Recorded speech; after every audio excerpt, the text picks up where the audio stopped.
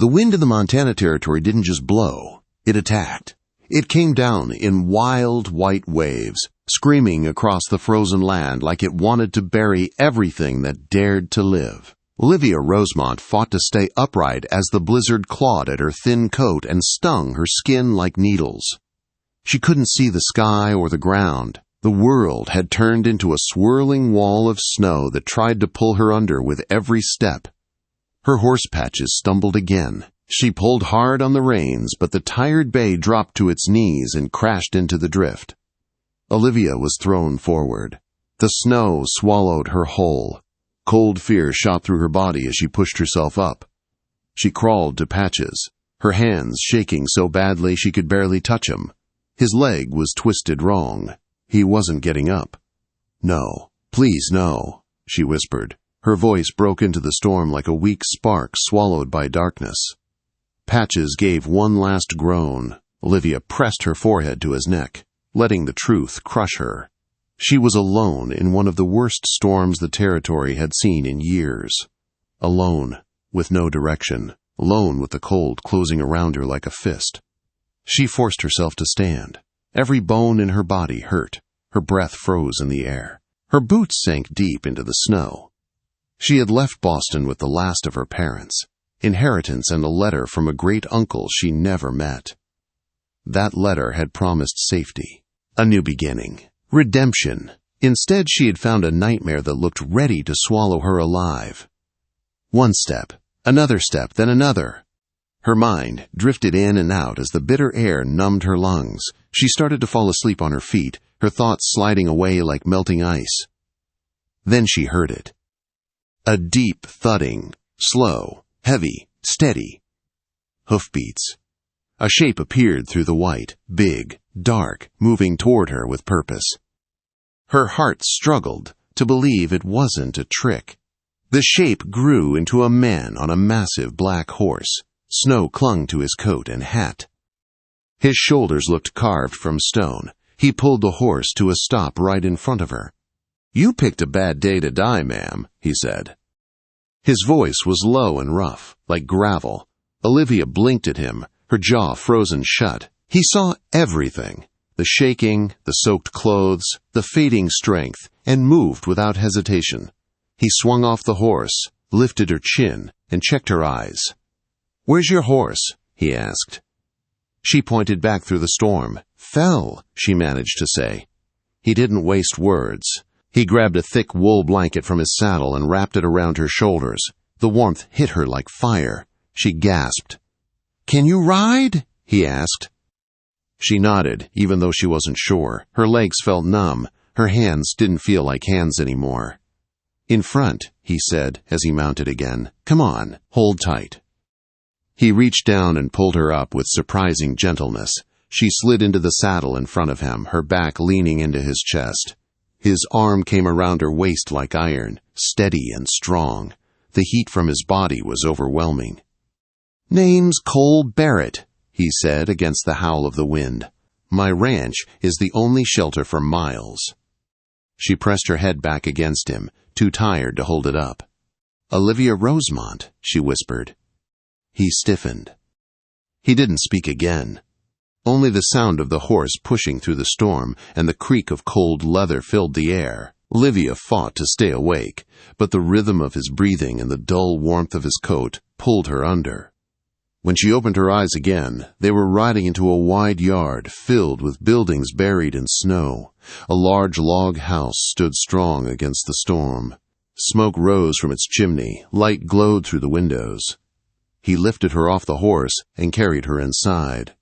The blast of heat nearly made her faint. The fire in the great stone hearth roared like life itself. An older man with a thick white mustache rushed over. "Boss, where'd you find her?" he asked. "North Ridge," Cole answered as he set her down, half frozen. The older man hurried off to get broth while the warmth hit Olivia like a wave. Her body shook violently as feeling returned to her feet. Cole knelt in front of her and worked at her boots, his hands firm and steady. When he saw how blue her toes were, something flashed in his eyes. Something like fear. "You said you were going to Jonathan Rosemont's place," he said quietly. "Nobody told you?" Told me what? She asked. He met her eyes. He's dead, Miss Rosemont. The words crushed her like a blow. Her only hope, gone. Her great-uncle, gone. Everything she came west for, gone. A tear slid down her cheek and froze there. Cole stood, towering over her. Storm's not easing up, he said. You can stay till it breaks.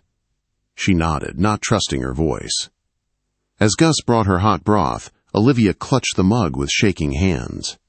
Cole turned to walk outside again, but she called after him, her voice breaking. Mr. Barrett, I have nowhere else to go. I don't want charity. I can work. I'll cook. Clean. Anything. Please.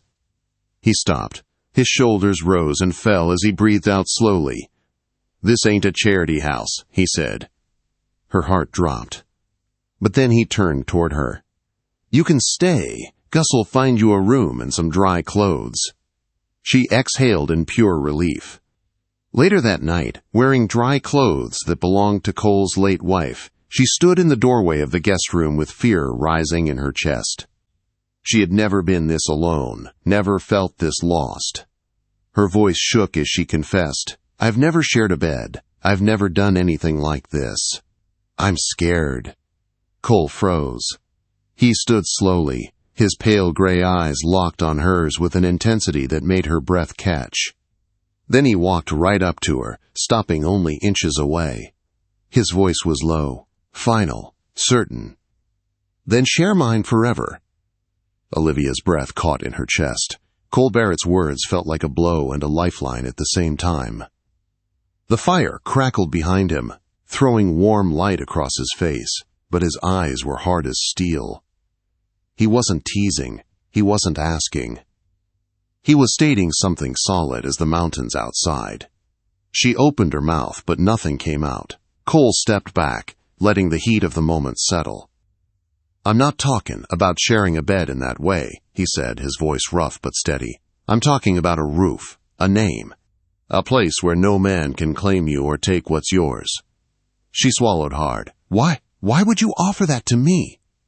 His jaw tightened. Because a woman traveling alone in this territory won't last. And because your uncle's land borders mine. He and I did business. He was a fair man. Good. He'd want you safe. Olivia didn't know if she felt relief or fear. Maybe both. But deep down, something in her believed him. Something in her trusted this man who had pulled her from the jaws of a blizzard. 2 weeks later, after the storm melted into muddy spring ground, Cole kept his vow. The wedding took place in the sheriff's office in the dusty little town of Redemption. Olivia wore her one good dress. Cole wore a clean shirt. Gus stood beside them as a witness. The judge mumbled through the vows in a voice that smelled of whiskey. When he pronounced them man and wife, Cole didn't kiss her. He only nodded once and guided her outside. Whispers followed them all the way to their horses. On the ride back to the ranch, the air between them felt strange and heavy. Olivia looked at the mountains, glowing orange in the afternoon sun, and wondered what kind of life she had just agreed to. When they got home, Cole carried her small valise to the master bedroom. The heavy wooden bed seemed like it belonged to another world, one where she didn't belong. You take the bed, Cole said quietly. I'll sleep in my study. He walked away before she could answer. And that was how their marriage began. In the following weeks, Olivia worked from sunrise to sundown. She scrubbed floors, cooked meals, tended the small garden, and helped Gus with whatever he needed. She forced her soft hands to harden. She forced her fear to quiet. She forced herself to be useful. Cole, meanwhile, became a shadow moving through the house. He left early, returned late, and spoke little. But she felt his presence everywhere, in the way the men respected her, in the steady supplies Gus said Cole ordered, in the occasional small kindness he tried to hide. And sometimes she caught him looking at her, quickly turning away when their eyes met.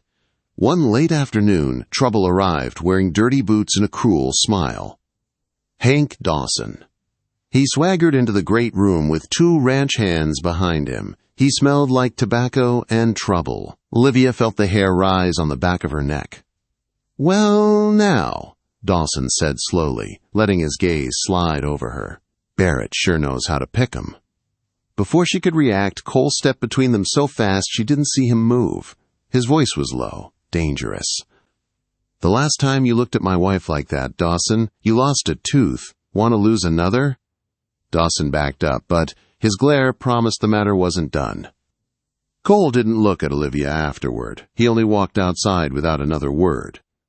Still, something inside her warmed. But the peace didn't last. One warm afternoon in town, Olivia was leaving the general store when a stranger stepped in front of her. He was dressed in a fine black suit and wore a bowler hat. His smile was thin and sharp. "Miss Rosemont," he said softly, "we've been looking for you." Fear shot through her. He ignored the wedding band on her finger. "Mr. Monroe wants you brought home. He's very upset you ran away." Her blood turned cold. She stepped back, but the man moved with her. Before he could touch her, a voice thundered from the street. "If you lay a hand on my wife, I'll bury you right where you stand." Cole Barrett sat on his black horse, a rifle resting across his lap, pointed straight at the stranger. Nobody doubted he'd use it. The man backed off immediately, his confidence crumbling. Cole never took his eyes off him. "One," he said. The two strangers looked at each other, then hurried off before he reached two. Olivia stood frozen, her heart pounding. Cole dismounted and walked toward her. His face was stone, but fury burned behind his eyes. "Get on your horse," he said. "We're going home." The ride back was silent, painfully silent. Inside the ranch house, Cole finally turned to her. "Who is Leland Monroe?" he demanded. Her secret exploded out, everything she had run from, every fear, every threat. He paced the room like a storm. "So you dragged this trouble here," he said, "and you didn't think to tell me." "I wasn't trying to hurt you," Olivia cried. "I was ashamed."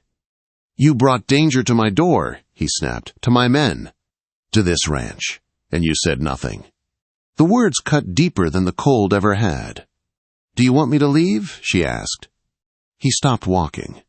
The anger in his eyes shifted into something darker, something lost. "I don't know," he said, and that was worse than any shout. 2 days later, everything exploded again. Olivia rode up the mountain to check on the sheep. She didn't see the 3 riders until they were circling her. Hank Dawson, and the 2 hired thugs from town. "Sign this deed," Dawson said, holding out papers. "Sell your uncle's land. Make it easy." "I will never sign that," she said, her voice shaking but strong. Dawson snarled and reached for her reins.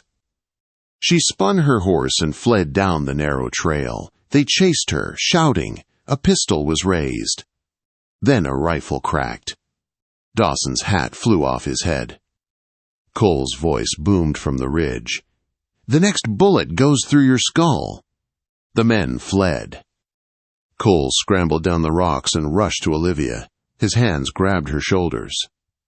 "Are you hurt? Did they touch you?" "No," she whispered.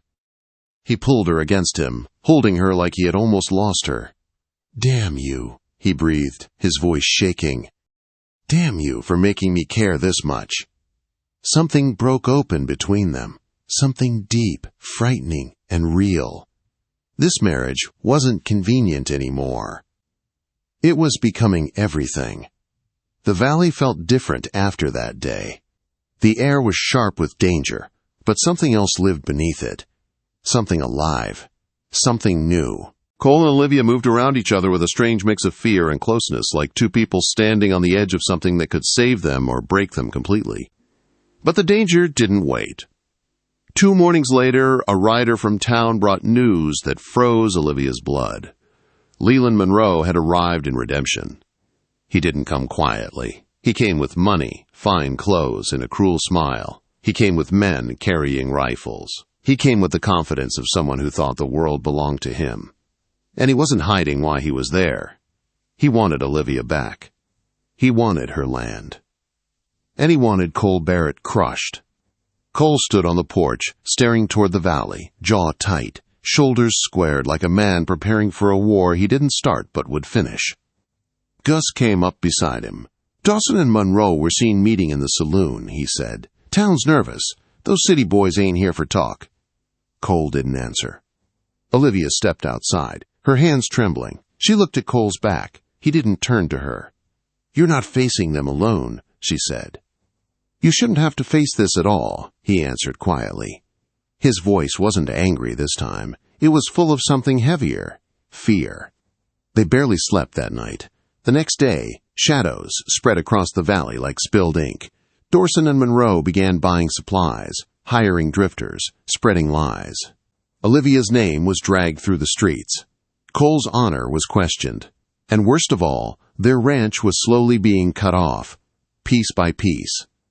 The breaking point came when Molly rode out to the ranch just before sunrise, her hair wild, her voice breathless. "They're damming the river today," she gasped. "Dawson, Monroe, and half their hired guns. They're riding out to the Little Horn at first light."